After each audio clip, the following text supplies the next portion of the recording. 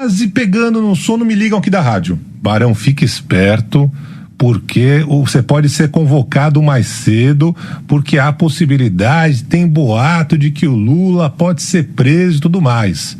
Todo mundo passou a madrugada, já tinha dormido Já quase tinha nada, uns né? dias, né? O que deu credibilidade a esse rumor, né, Barão? O que deu credibilidade? O fato de que o blog da Cidadania, que é assinado pelo Eduardo Guimarães, ele acertou muito, ele foi muito preciso quando ele divulgou com alguns dias de antecedência a prisão coercitiva do Lula. Antes de começar a edição, quero pedir a você que considere apoiar o blog da Cidadania com vistas à última batalha deste país contra a extrema-direita, que já começou com o julgamento de Bolsonaro e só chegará ao fim ao término da eleição do ano que vem. Eu, Eduardo Guimarães, criei um site político em 2005, exatos 20 anos atrás, para externar minhas análises, mas eu era empresário da área de comércio exterior. Antes fora industrial, mas ao começar a falar publicamente de política, minha visão atraiu muitos leitores. O site se chamava Blog da Cidadania. Devido à minha visão de que o caminho para o Brasil era pela esquerda, atraí muito ódio. Meu trabalho atraiu a atenção do então presidente Lula no seu segundo mandato. Eis que em 2010, no dia 25 de novembro, participei de uma entrevista com ele no Palácio no Planalto. Em abril de 2014 também, em janeiro de 2016 no Instituto Lula, também em 2022 em um auditório, já na véspera da campanha eleitoral, em que ele votaria para o terceiro mandato também, e em 2019 também, quando ele estava preso. Fui o último jornalista a entrevistá-lo e no dia seguinte à entrevista ele foi libertado. Em 2017, fiz uma reportagem que mostrou que Lula seria alvo da 24ª fase da Lava Jato, seria preso e conduzido coercitivamente. Eis que a direita e sua mídia finalmente destruíram a minha vida profissional.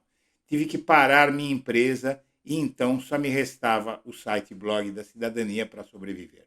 Esse site foi destruído pelo então governador João Dória, que me impôs uma indenização de R$50 mil corrigidos por um erro de uma pessoa que alimentava o site para mim com notícias. Tive que passar a viver do canal do YouTube e hoje eu luto para manter a minha filha, que é doente, e fazer meu papel como comunicador que o destino me impôs. Preciso da sua ajuda, da ajuda do público, para continuar o meu trabalho. Sua audiência e sua eventual doação me ajudarão a continuar o trabalho cujo mérito é reconhecido por 500 mil de inscritos e por importantes figuras da vida nacional. Eduardo, eu queria dizer para você o seguinte, olha, que a minha relação de amizade com você extrapola a sua relação de entrevistador. Você sabe que amigo a gente escolhe.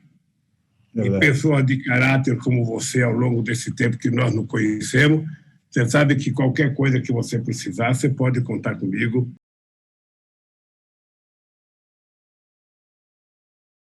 Boa tarde, senhoras e senhores. Hoje é 15 de abril de 2025, são 19 horas.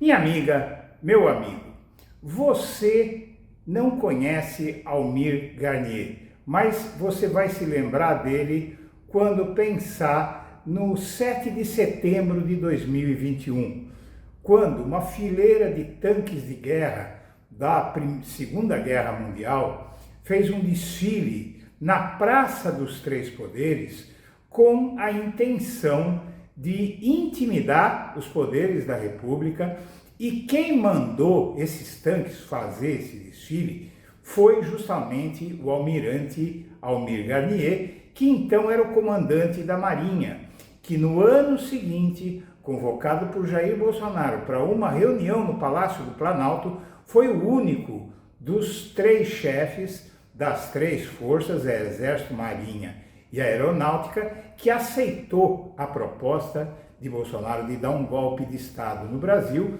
para impedir a posse do atual presidente da República, Luiz Inácio Lula da Silva.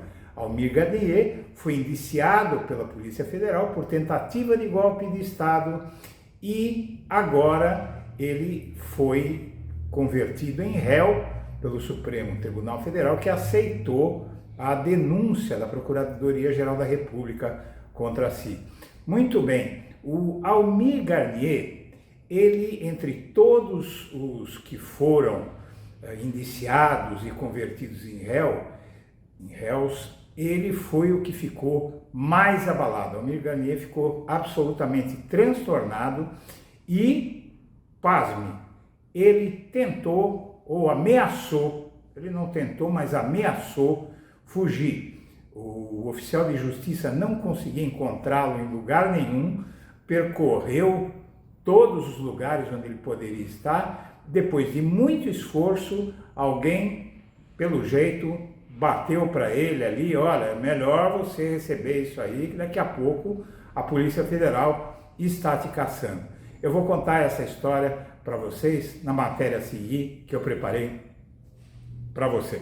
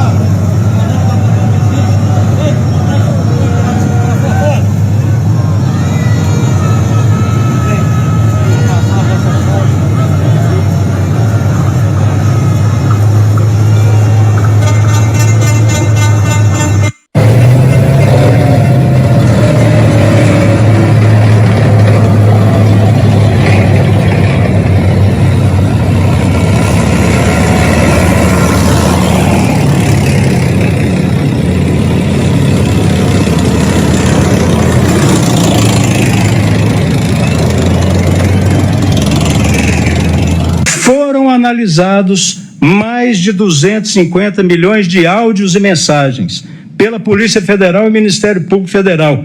250 milhões, nenhum foi enviado ou recebido pelo Almirante Garnier. Foi feita busca e apreensão na casa dele, apreendido aparelho celular, apreendido agenda e tudo mais. E nada foi encontrado contra o Almirante Garnier.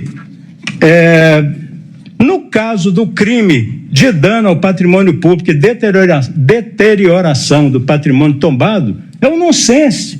Não existe nada. A Polícia Federal não concluiu isso. Ele não foi indiciado. Não é bem assim, não é? Em delação, o Mauro Cid disse que comandante da Marinha anuiu, ou seja, concordou com o golpe. Decisão de Moraes que autorizou operação deflagrada pela PF contra o Almir Garnier apontou que o ex-ajudante de ordens de Bolsonaro delatou o almirante Almir Garnier. Segundo Moraes, o ex-ajudante de ordens de Bolsonaro, que fechou acordo de colaboração premiada, confirmou que o Garnier concordou com o golpe do Estado, colocando suas tropas à disposição de Bolsonaro. Muito bem. Onde estava Garnier durante depoimento do general Freire Gomes, que era então comandante do Exército, à Polícia Federal? Veja só, o almirante Garnier, o Freire Gomes, comandante do Exército, e o Batista Júnior estavam ao lado do Bolsonaro nessa cena patética de tanques na Praça dos Três Poderes, intimidando o STF, intimidando até o Congresso Nacional, mas o alvo era o STF, e a sugestão de colocar esses tanques fedorentos, fumacentos, para intimidar os outros poderes da República, foi do baixinho aí de roupa branca. Veja bem.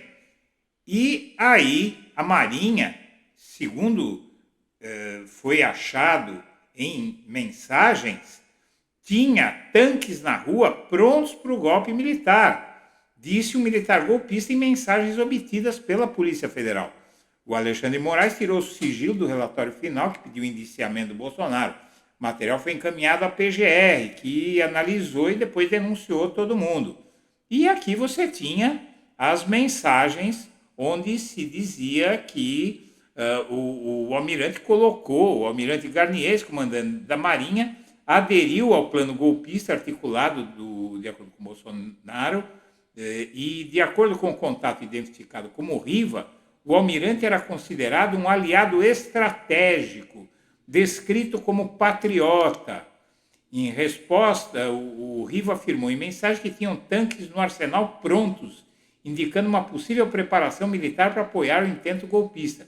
Em resposta, o interlocutor sugere que Bolsonaro, referido como 01, deveria ter tomado uma atitude mais decisiva com a Marinha. Ok. Você veja, esse ex-comandante da Marinha foi quem sugeriu o desfile de tanques na Esplanada em 2021. Você vê, foi um espetáculo patético, porque são tanques da Segunda Guerra Mundial, velhos, queimando óleo, em péssimo estado de conservação. E esse desfile de tanques provocou constrangimento na Esplanada dos Ministérios. A passagem dos blindados pela Praça dos Três Poderes, considerada uma tentativa do Planalto de intimidar o Congresso no dia da votação da PEC do voto impresso, que foi rejeitada, causou vergonha no meio militar e rendeu piadas nas redes sociais. Num ato organizado em poucos dias, dezenas de blindados militares entraram na Esplanada dos Ministérios e desfilaram até o Palácio do Planalto, onde Bolsonaro os aguardava, acompanhado dos comandantes do Exército, Paulo Sérgio Nogueira, que ainda não era ministro da Defesa, porque isso foi em 2021, o comandante da Marinha, Almir Garnier dos Santos, e da Aeronáutica, Batista Júnior. Depois o Paulo Sérgio ele se tornou ministro da Defesa e o Freire Gomes assumiu o comando do Exército. De acordo com os interlocutores do governo, a intenção foi tentar intimidar o Congresso no dia em que o parlamento votou a proposta de retorno do voto impresso e rejeitou. Inclusive, veja só, até isso aconteceu no governo Bolsonaro, gente. Não é? Muito bem. Por que o tanque dos fuzileiros soltou fumaça preta em desfile para Bolsonaro? Porque era muito velho. Durante o desfile dos blindados e tanques dos fuzileiros navais da Marinha em Brasília, o que chamou mais atenção do público nas imagens e nos presentes foi a quantidade de fuligem e fumaça preta que saiu de um dos principais veículos. O modelo em questão é o tanque SK-105A2S Cuirassé, produzido na Áustria e que já foi usado por diversos governos e exércitos ao redor do mundo. Mas qual o motivo da fumaça, afinal? Em motores mais antigos, como é o caso desse, é normal soltar fumaça. Primeiro porque a regulamentação em cima dos motores a diesel e a emissão de poluentes não era tão restrita no século passado, há décadas e décadas atrás, não é?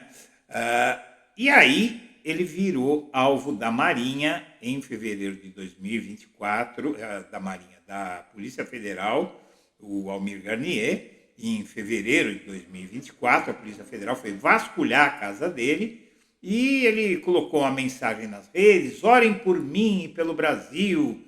Almir Garnier teria apoiado o golpe de Estado discutido, blá, blá, blá, blá, blá, blá. O ex-comandante enviou, naquele dia da operação, 8 de fevereiro, foi o dia da operação Tempus Veritatis, né, que tomou o passaporte de Bolsonaro. Ele enviou uma mensagem a amigos informando sobre as buscas da Polícia Federal em sua casa e no texto ele diz que agentes da PF levaram telefone e papéis e em tom espiritualizado pediu orações. Prezados, participo que face a situação política do nosso país. Fui acordado em minha casa às 6h15 da manhã pela Polícia Federal, estando acompanhado apenas do Espírito Santo. Esses caras, eles falam tanto em Deus, em religião e querem dar golpe de Estado. Torturaram, mataram pessoas na ditadura. Não ele, não é? Mas aqueles que ele tanto preza.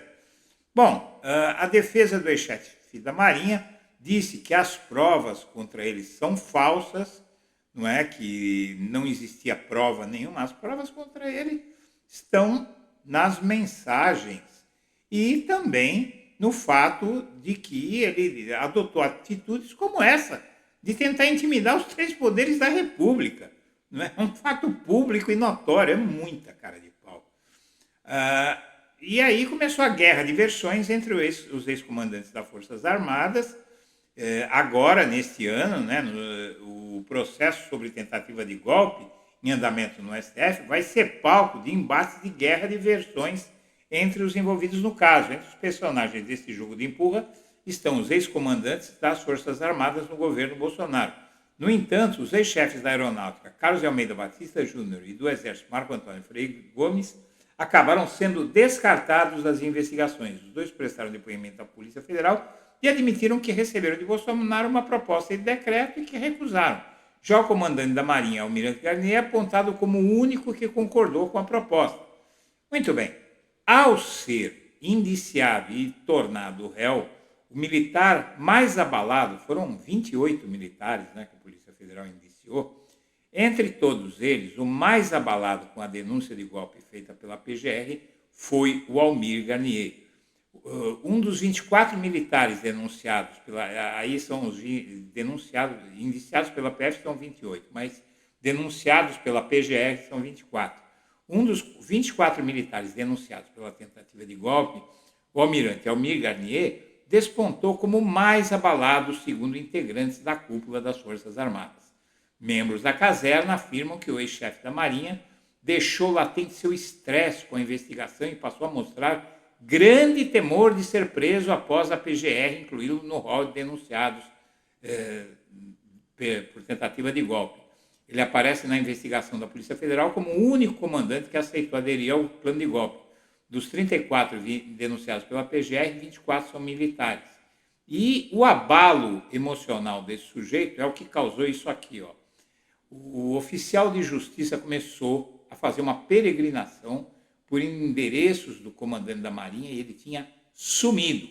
Tomou chá de sumiço e a defesa dele afirmou que houve equívoco, informação, tá, mas não tinha equívoco nenhum. O processo começou agora, o advogado deu todos os dados, não teve equívoco nenhum. O que aconteceu é que o sujeito tentou se afastar, veja só, né, ele tentou se afastar da notificação judicial e já havia até um alerta da PF a caminho, um alerta à Polícia Federal a caminho. Aí alguém bateu para ele ali que, olha, é melhor se aparecer porque a coisa vai ficar feia para o seu lado. Aonde ele ia, o que ele pretendia fazer, ninguém sabe, mas é bom ficar de olho nele. Senhoras e senhores, eu agradeço a atenção e deixo meu abraço para todo mundo.